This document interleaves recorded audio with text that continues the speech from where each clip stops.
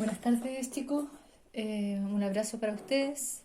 Bueno, hemos estado ya la última clase ya de nivelación para poder ya comenzar con las clases ya programadas de acuerdo a la planificación del año 2021. Esta clase se relaciona mucho con lo que vimos al principio que tenía que ver con los movimientos, ¿ya? Pero está relacionada más al área de física de ondas y sonidos.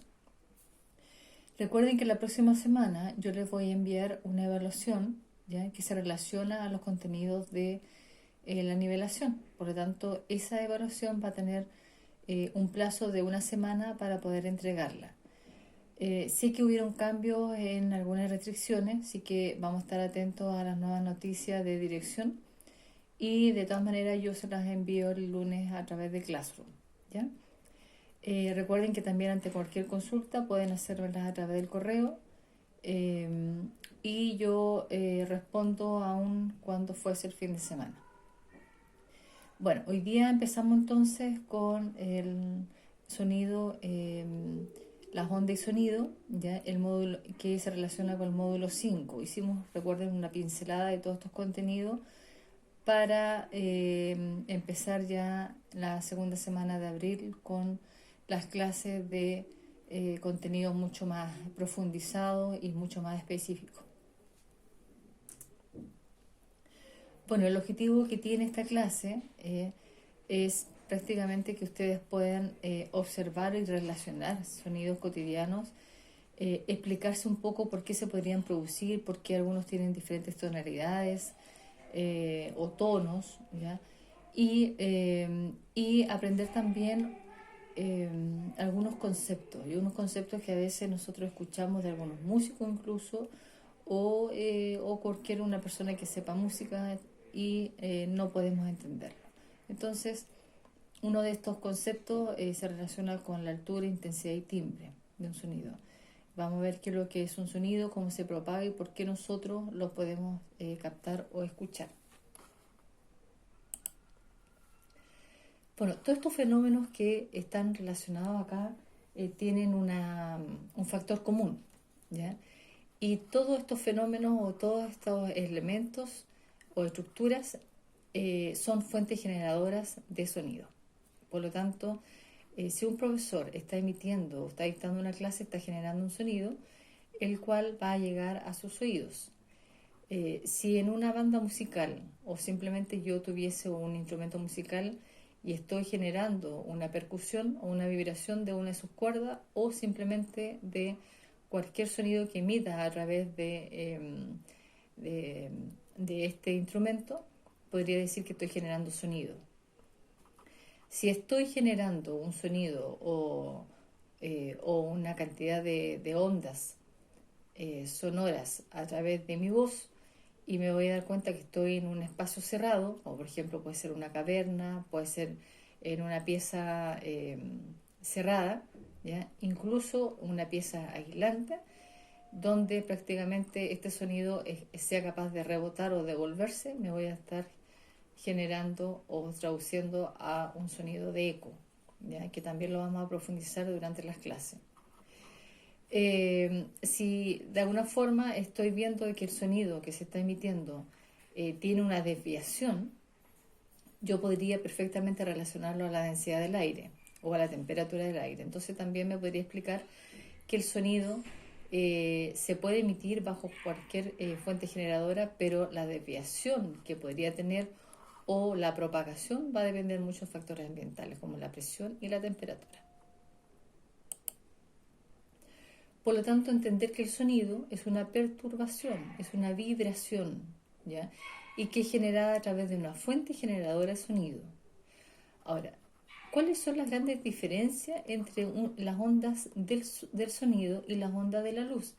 Es que la onda del sonido necesita un medio físico para propagarse, no así las ondas luminosas. Recuerden que las ondas luminosas que provienen del Sol, la gran parte del Sol y de los astros o cuerpos celestes como la Luna, por ejemplo, o algunas estrellas, se desplazan a través del vacío, por lo tanto no necesitan un medio físico para propagarse, pero sí las ondas del sonido sí.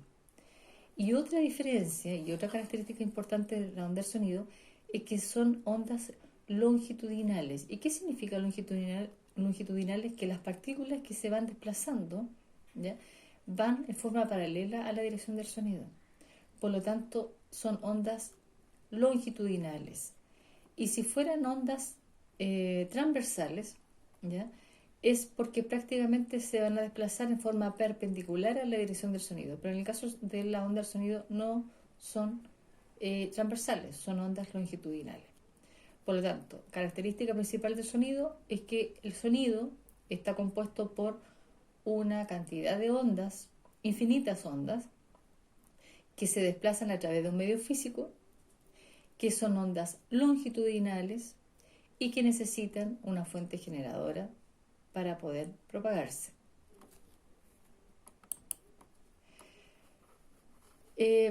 Nosotros pensamos en algún momento que el sonido siempre se propaga en el aire, pero hay que recordar que existen ondas sonoras que son captadas por cualquier cantidad de organismos vivos y que están o forman parte del planeta.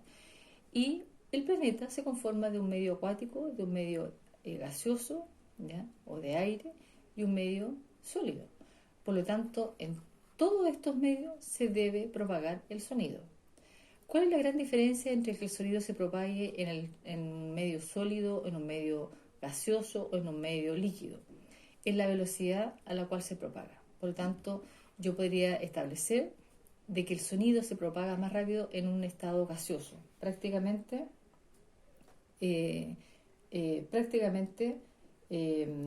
todo se da prácticamente con una velocidad de 331 metros partido por segundo, ¿ya?, en el aire.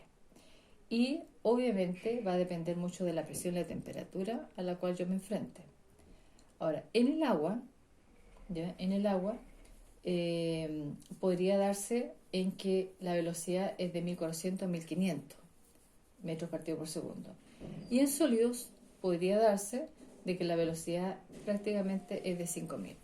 Por lo tanto, en el medio gaseoso, ¿ya?, se propaga con menor velocidad a un medio líquido, y en el medio líquido se propaga con menor velocidad a un medio sólido.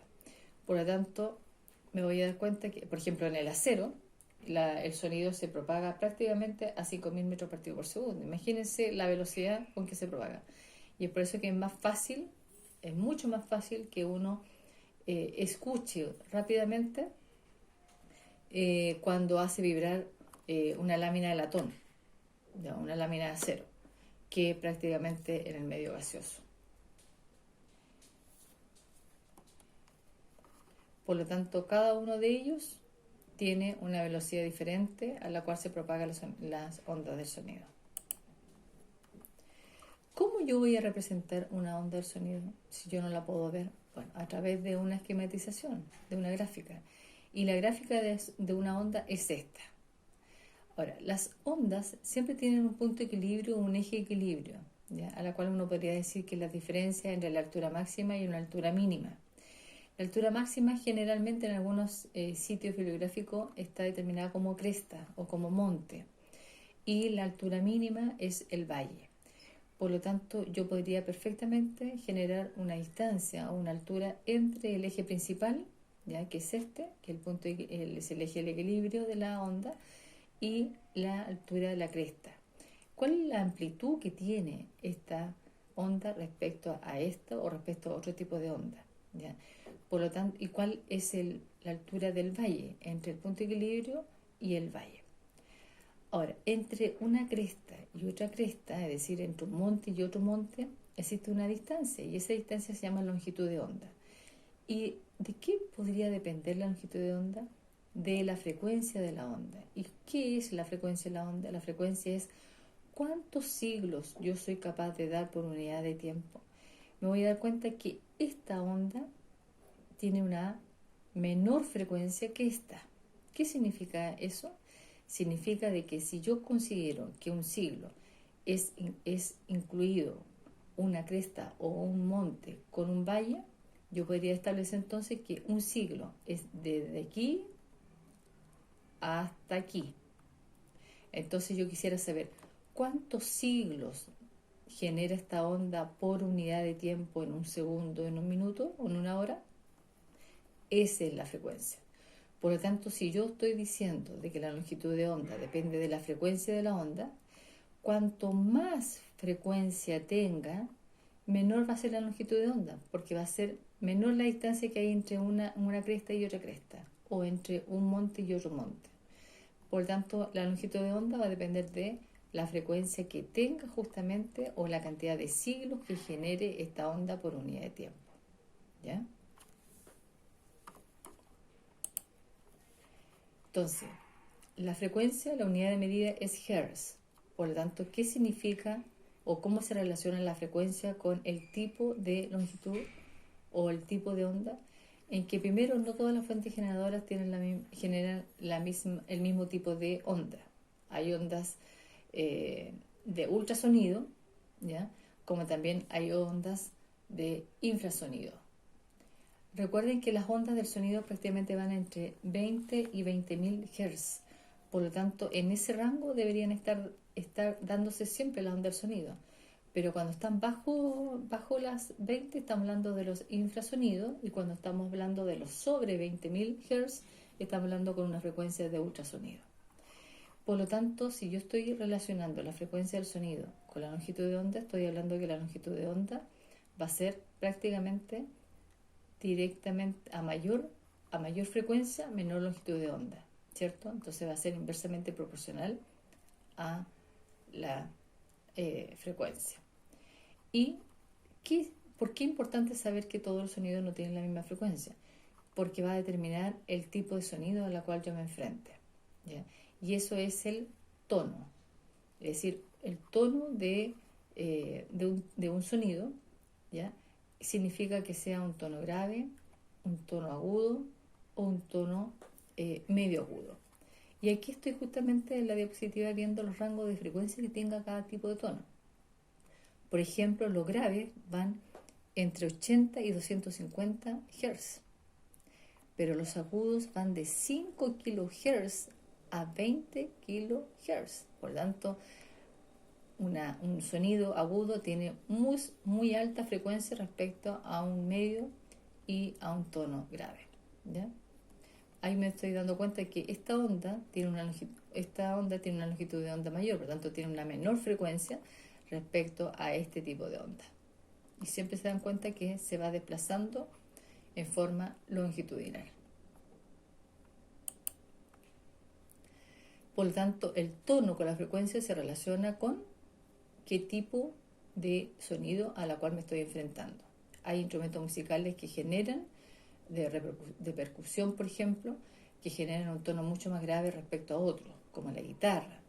Por lo tanto, me voy a dar cuenta que el tipo, ¿ya?, o la frecuencia que pueda tener podría ser mayor o menor respecto al tipo de tono al cual yo pueda escuchar, ¿ya?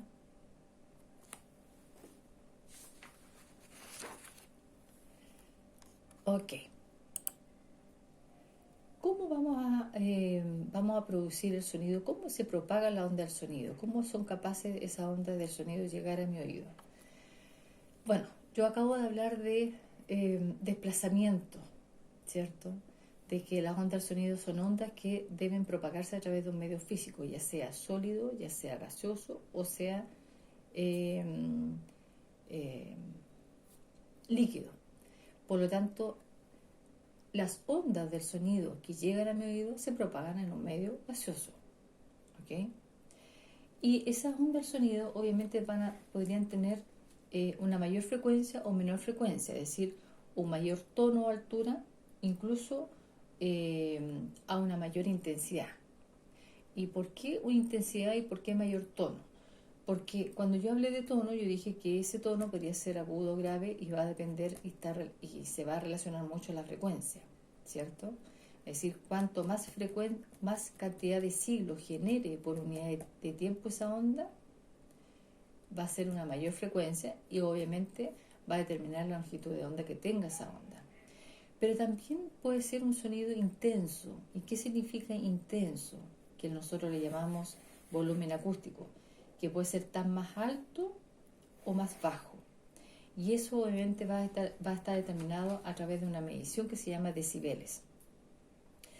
Nosotros tenemos que entender que si bien es cierto el sonido se propaga ya con prácticamente una intensidad de con una frecuencia entre 20 y 20.000 Hz, también debería propagarse a través de una intensidad, y esa intensidad prácticamente máxima no debería superar los 140 decibeles. ¿Qué significa esto? De que nosotros, el oído, ya que nosotros, el órgano auditivo que nosotros tenemos, tiene una tolerancia. Y esa tolerancia, justamente si sobrepasa esa tolerancia o ese umbral, ¿ya?, el órgano podría ser dañado. Y eso se lo digo porque tenemos hoy en día una generación, ¿ya?, donde se ha visto una mayor cantidad de enfermedades acústicas. Y una de ellas es la hipoacusia o sordera. Y eso obviamente se relaciona con lo que yo estoy hablando. Existen decibeles o tolerancias de decibeles en la cual el órgano auditivo puede tolerar. Yo les voy a contar, por ejemplo, que por ejemplo, escuchar música a un volumen moderado equivale a 40 decibeles. A un volumen moderado. Una conversación común, es decir, lo que yo estoy haciendo con ustedes a través de un computador, ¿ya?, no debería superar los 60 decibeles. El umbral de dolor no debería superar los 140 decibeles, que podría uno generar un sonido con mayor intensidad, ¿verdad? Por lo tanto, este órgano auditivo está adaptado para ese tipo de umbral, para ese tipo de captación de frecuencia, de intensidad, como también el tipo de frecuencia que pueda tener esa onda. Y eso hace que dentro de él existan estructuras que sean capaces justamente de tolerar esa intensidad. Y les voy a contar de que cada vez que el sonido realice este camino, ¿ya?, a la cual entra es captado por la oreja a través de los canales auriculares, y justamente el sonido, la onda sonora, entran al conducto auditivo. Y en el conducto auditivo, al final del conducto auditivo, se van a encontrar con una membrana, y una membrana elástica, ¿ya? Y esa membrana se llama tímpano, el famoso tímpano, que nosotros a veces incluso vamos al otorrino, al laringólogo, y nos dice, está muy sucio el oído, ¿ya? Trate de no introducir algún elemento de limpieza mecánica porque puede dañar el tímpano. Y justamente el tímpano, ¿ya?, es justamente un regulador de la intensidad sonora. ¿Y por qué es el regulador de la intensidad sonora?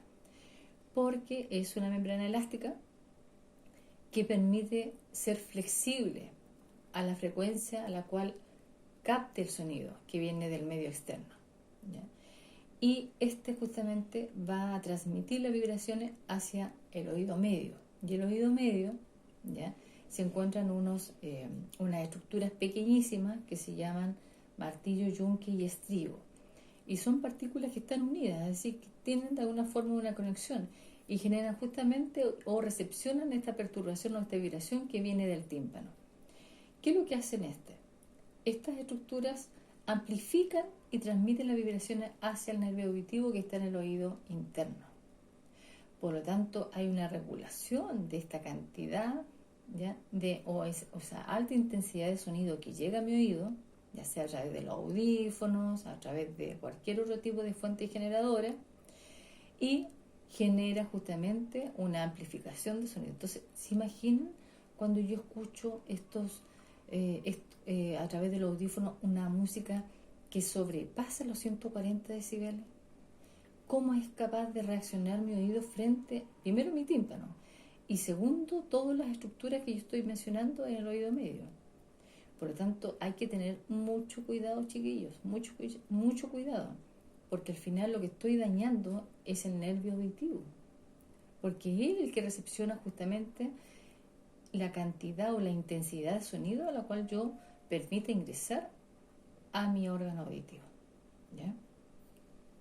Por lo tanto, si es capaz de este sonido con una alta frecuencia y con una alta intensidad entrar a mi oído, desde el tímpano hasta prácticamente la estructura del oído medio, van a poder equilibrar, van a generar un equilibrio en este sonido para que sea captado finalmente por el nervio auditivo y genere estas señales hacia el sistema nervioso para poder generar esta traducción de sonido.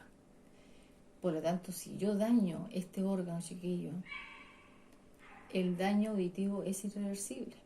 Es irreversible. Si yo daño mi nervio auditivo, es irreversible. Ya no hay una señal hacia el sistema nervioso para generar nuevamente esta señal auditiva de sonido, identificar un sonido respecto al otro.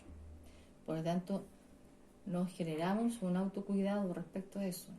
Acostumbrémonos siempre a hablar a un volumen moderado, ¿ya? Para que el otro recepcione también a un volumen moderado. Tratemos de alguna forma de escuchar música a un volumen moderado.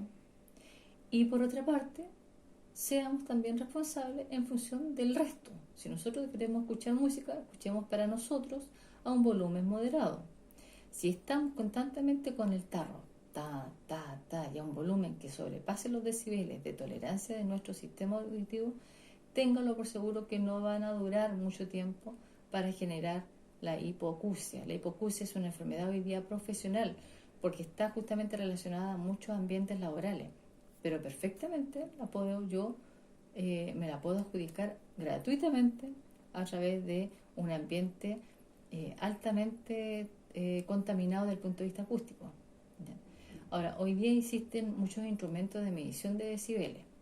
Generalmente la inspección de trabajo o incluso la Seremi Salud asiste mucho a la empresa para poder medir la contaminación acústica de la empresa, y siempre lo miden en los horarios de peak, es decir, de máxima producción, donde todas las máquinas están funcionando o todo el personal está presente.